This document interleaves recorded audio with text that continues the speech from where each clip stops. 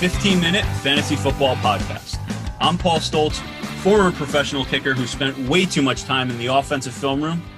And I'm Anthony LaFrieri, an award-winning sports reporter whose Turkey Bowl team could score on the Dallas Cowboys defense. That's true. I'm the quarterback for that team, and Anthony, you are the star receiver. Well, I'm your Jason Witten. I'm your star tight end. I'll go with that. There you go. We are at Tuesday. It's waiver wire time in the league. So we are, of course, going to do our waiver wire episode heading into week 5. Hope you guys enjoyed our 15 games in 15 minutes preview. We're going to keep that up every week. Look for that to be released on Apple Podcasts as well as YouTube every Saturday. Again, this episode will be released every Tuesday to give you guys a sense of the schedule going forward. If you're not following us yet on Instagram, at FCK Podcast, Anthony went live at 12 o'clock, gave us a great update on all the injury news for the week. It'll be really good for you guys as you're setting those lineups going into the day, and you'll have the opportunity to make comments and ask questions, and Anthony will be able to answer those live on air.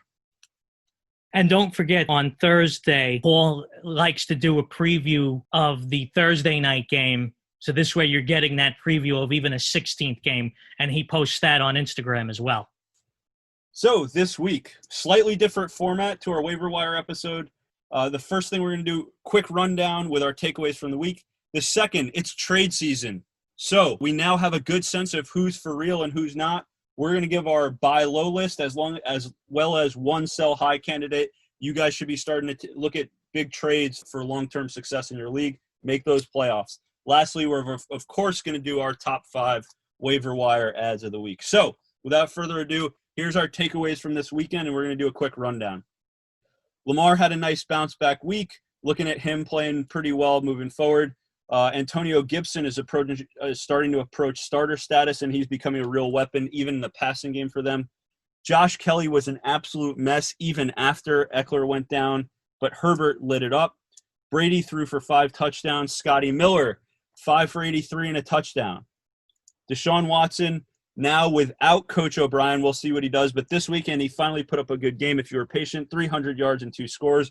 Dalvin was sensational once again. And Justin Jefferson showed us he's the real deal now. Second straight 100-yard game.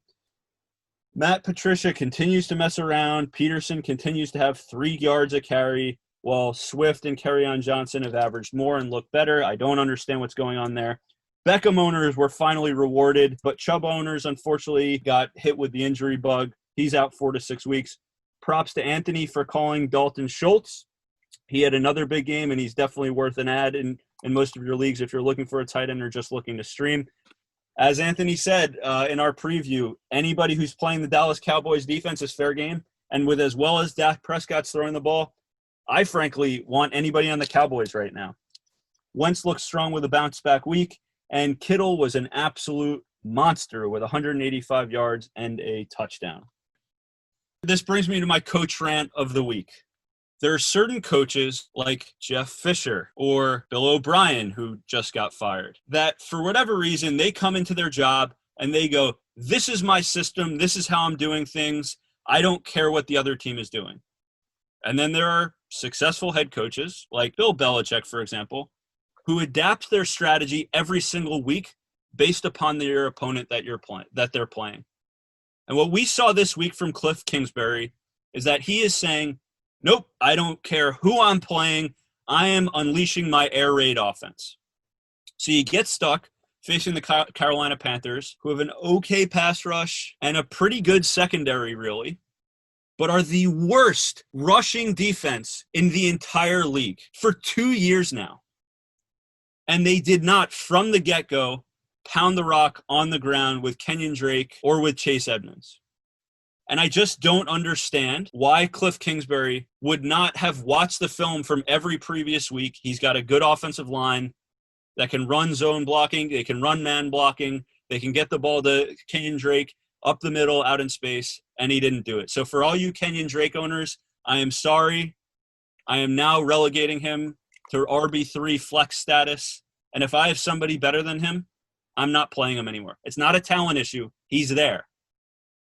But until Cliff Kingsbury shows me he can alter his game plan, No more for me.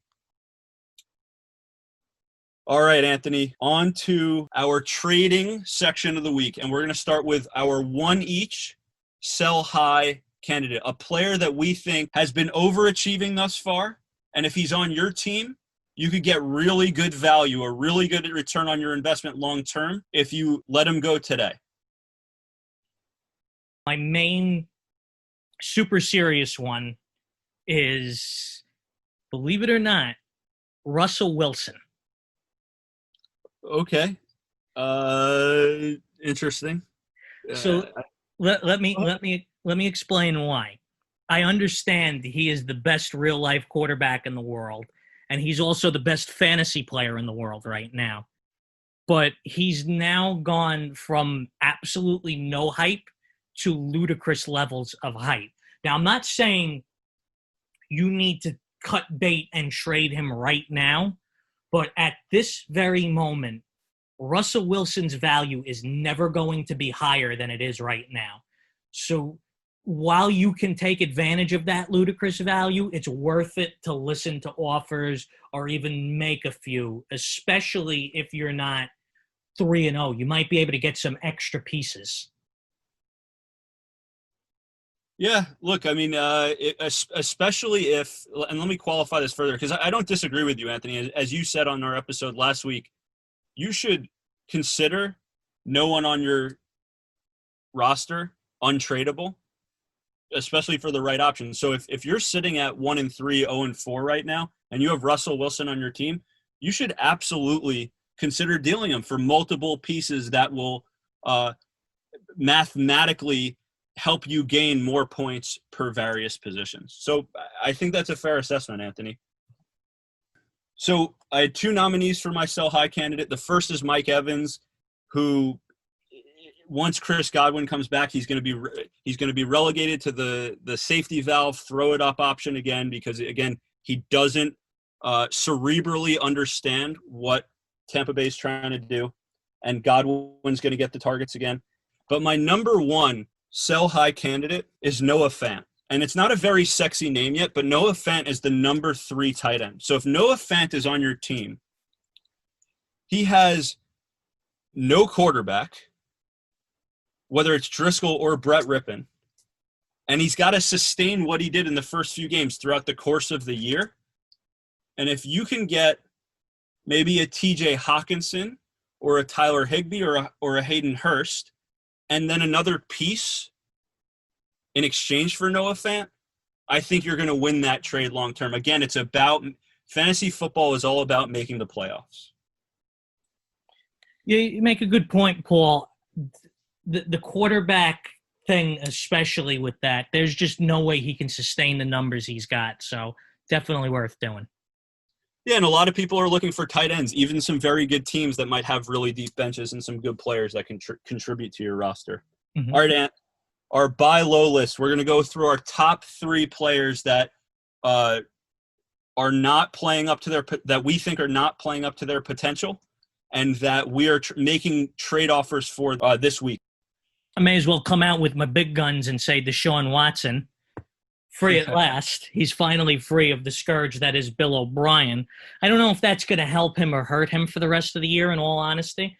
But coming into this year, he was a consensus top 5 quarterback, and he's been around top 10-ish. He hasn't been terrible, but he hasn't been great. He's gonna right the ship.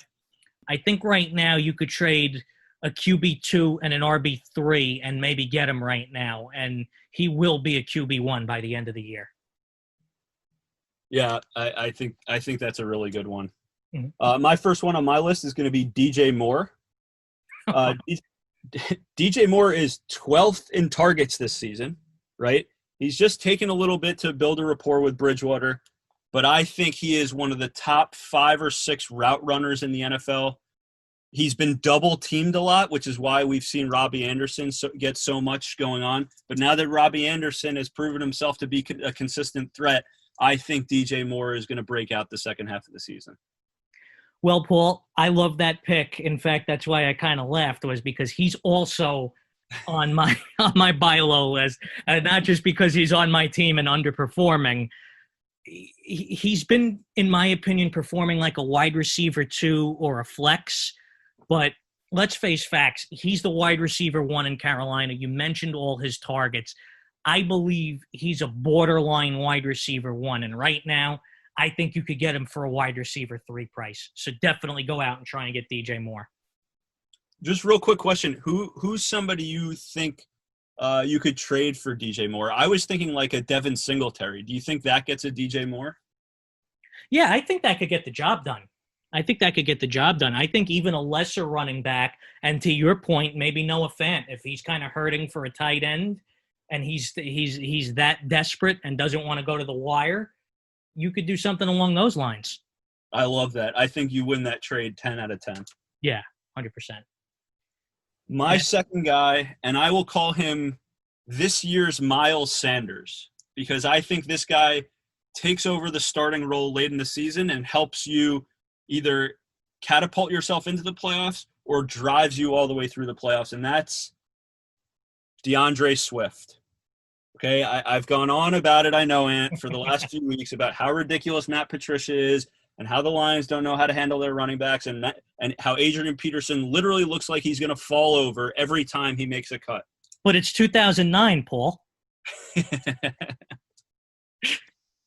And the Eagles did the same thing last year with Jordan Howard and with Miles Sanders, where Jordan Howard, they were just plugging him, and eventually Howard got hurt, Sanders got a chance, and Sanders ran with it. I think the same thing is going to happen here with DeAndre Swift, who they're doing the same thing, again, that the Eagles did, which is they have him in on some passing downs. He's got great hands. He's a dynamic runner. And when he's had the ball in his hands, he's averaged like 6 or 7 yards a carry. So I think DeAndre Swift you can get for almost nothing right now. You can get him for a wide receiver 3 probably. That's a good enough point. Again, once Matt Patricia realizes it's 2020 and not 2011, then Swift could take off. So let me go into my last guy real quick. You're going to disagree with me on this because you just did, but I like Kenyon Drake. He was my guy in the beginning of the season, and I know air raid, but I think eventually Kingsbury's going to figure it out. I mean, Frank Reich figured it out when you did your rant on him a few weeks ago. Mike Zimmer figured it out with Dalvin Cook. Maybe Kenyon Drake, they kind of get that right if Kingsbury listens to our podcast this week. The fact of the matter is he's been drafted in the 12th to 15th overall range overall. He hasn't cracked 10 points or more in a game yet, but that's going to change. And the most important point I'm going to make out of this whole thing, in fact, I could cut everything in editing to this very line, and I would be 100% right. The ultimate medicine is coming, the New York Jets. Yep. The Jets, if you're playing the Jets or the Cowboys, D, that's a great medicine. Absolutely. Look, I don't hate it, Ant. If your team is sitting – it's all situational. Trades are situational to me. If your team is sitting there at 3-1 and you have the pieces to go get a Kenyon Drake, who at the end of last season showed us that he can be a fantasy monster, then go for it. I don't hate it at all. If you can get him for pennies on the dollar, I think it's a fair point, Ant. I do. All right, my last guy I never expected to put on this list, but it's Lamar Jackson. And I think he's at something like 18 points a game right now. But the sentiment feels like after the Chiefs game, everybody thought he was exposed. And his bounce-back game this week wasn't a monster. He had that one highlight reel run, but he only ran for 53 yards and a touchdown. We have not seen that massive Lamar Jackson game yet. And the last point I want to make about this is that the team that took Lamar Jackson in your league took him in the second or third round, which means in order to take him, they sacrificed taking an RB2 or a wide receiver 1 in order to get him. So they're probably thin at running back or receiver. And if you've got a couple good ones that you want to throw in as part of a package deal, if you have Lamar Jackson late in the season, he can not just help you make the playoffs, he can win you the playoffs. Paul, that is an absolutely stellar point.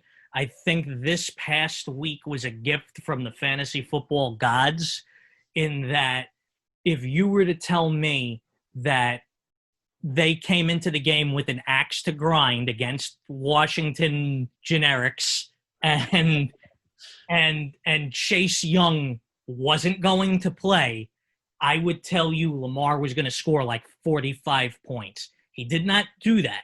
You're getting a 1 week reprieve to bombard your Lamar Jackson owner with offers, and I highly recommend you do so. So last thing we want to say for the buy low section, notice we didn't put any of the injured players in here, but quick disclaimer, if you have the opportunity to get Nick Chubb, Austin Eckler, McCaffrey, or Mostert in your league, and you're sitting at 3-1 or 4-0, please make them an offer because likely they are in panic mode right now and they are worried about making the playoffs, and you can get them on the cheap and have them for your playoff run. All right, Ant, let's go to our last section, which is our top 5 waiver wire ads of the week. Hit them with numbers 5 through 2. Okay, 5 through 2. At number 5, I have Chase Edmonds, just in case Drake is hurt worse than we think. It doesn't seem that way, but I don't know. Worth a shot. Smart. Number 4, Dalton Schultz. Number 3, Mo Alley Cox. Number 2, Scotty Miller. I think he's going to have a bigger role. Godwin's been in and out of there. I think he's getting more chance to grow into the role. I think those are very respectable waiver wire ads. Again, guys, we're only picking players that are 50% owned or less in the leagues.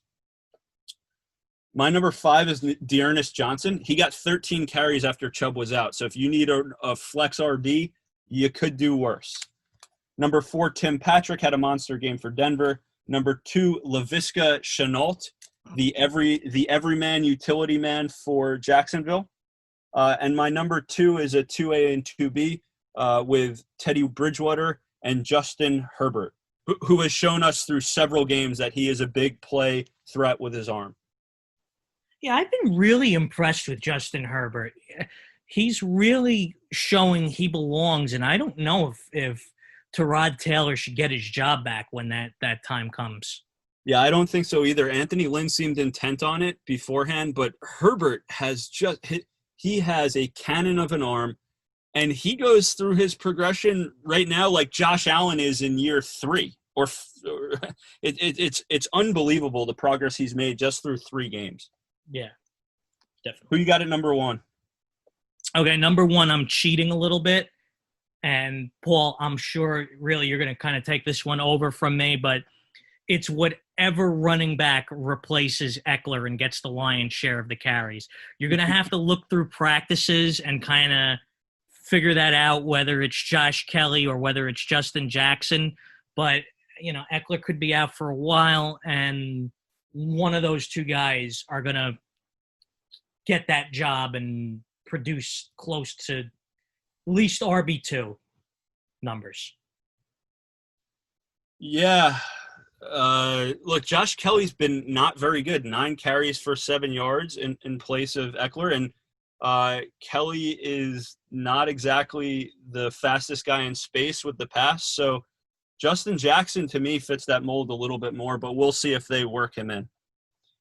My number 1 player of the week is kind of like a Laviska Shenault for Jacksonville, only it's Brandon Naiyuk for the 49ers. I had him on my list last week. I try not to repeat, guys, but this is a guy who they're just going to continue to figure out how to get him the ball every which way over the next few weeks because he is an absolute baller. And when Jimmy Garoppolo comes back, I think he's going to come into prominence. He's going to be a flex option for you every week moving forward. Do you think he's going to hurdle a Kia this week? That was pretty unbelievable, huh? It was the greatest thing I think I've ever seen. Thanks so much for tuning in, everyone, this week for our top 5 waiver wire ads. Again, 15 games in 15 minutes preview on Saturday. Anthony's going to be on Instagram Live at noon on Sunday. And every Tuesday, we release our waiver wire ad episode. As always, check out our Instagram and our Twitter accounts at FCK Podcast. Go to our website, www.fckpodcast.com. And of course, subscribe to us on YouTube and on Apple Podcasts.